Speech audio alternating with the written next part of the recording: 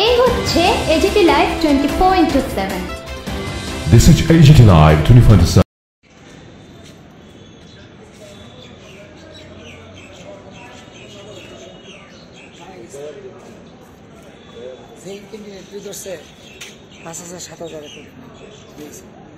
সাংবাদিক সম্মেলন আহ্বান করেছি, আপনাদেরকে দেখেছি, আপনারা এসেছেন, ধন্যবাদ।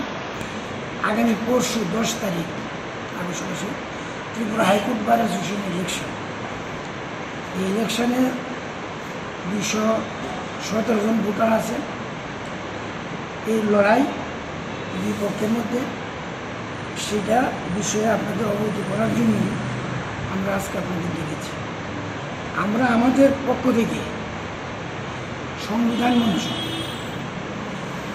এটা আপনারা জানেন, সংবিধান মঞ্চ শুধু এবার নয়, বিগত কয়েকটি নির্বাচনে আমরা সংবিধান মঞ্চের নামে লড়াই করছি ত্রিপুরা বার এবং হাইকোর্ট বারে। গত 24শে মার্চ ত্রিপুরা বারের যে নির্বাচন হলো, সেখানে সংবিধান মঞ্চের প্রার্থীরা বিপুল ভোটের সংখ্যাধিক্যে জয়লাভ করে এবং বিপুল ভোটের ব্যবধান।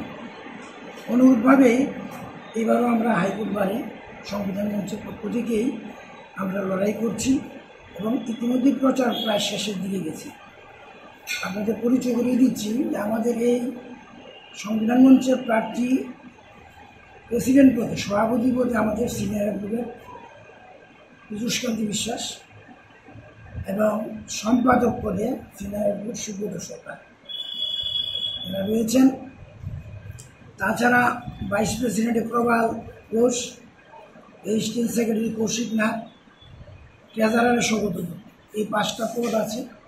এছাড়া 6 জন মেম্বার আমাদের: কৌশিক দত্ত, মৃগান্ত বিশ্বাস, সাগর বণিক, সৈকত সাহা, সুবীর বরণ দেব এবং সুতপা দেববর্মা। আমাদের মহিলা এবং একমাত্র এসটি ক্যান্ডিডেট সুতপা দেববর্মা। এই প্যানেল নিয়ে আমরা লড়াই করছি। গতকালকে আমরা ত্রিপুরা বার এলাকাতে, যদিও আলাদা বারেছে ইলেকশন, কিন্তু হাইকোর্ট বারের ভোটার, ত্রিপুরা বারের ভোটার সবই এখানে বসে, ওইখানে বসে। কাজেই গতকালকে আমরা এখানে প্রচার করেছি। ব্যাপক অংশের আইনজীবীরা আমাদের সাথে ছিলেন।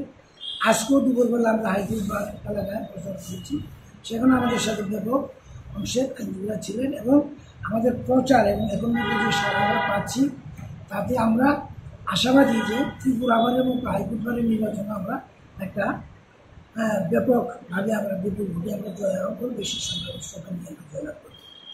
আমরা এইবারে আমাদের যে দাবি, আইনজীবীদের যে দাবি, অন্যান্য বিষয় যেটা, সেটা আমাদের প্রেসিডেন্ট প্রতিবার তিনি বলবেন এবং মেম্বাররা বলবেন। একটা বলি, আমাদের সংবিধান মঞ্চের যে দাবি, সেইটা বাঁচাও, সংবিধান বাঁচাও মঞ্চের যে দাবি, সেই বিশ্লেষণ করাম।